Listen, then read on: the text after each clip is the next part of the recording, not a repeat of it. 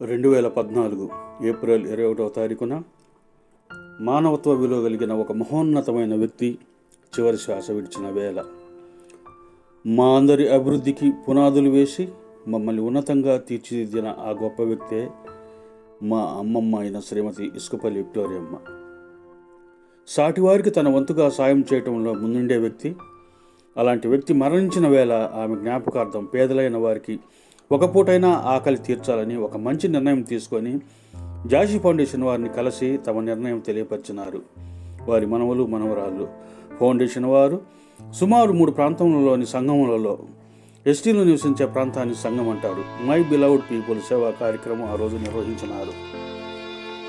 ఆ రోజు మధ్యాహ్నం వేడివేడిగా పలావు చేయించి సంఘంలోని వారికి ముందుగానే మేము వస్తున్నాము అని తెలియపరిచాము.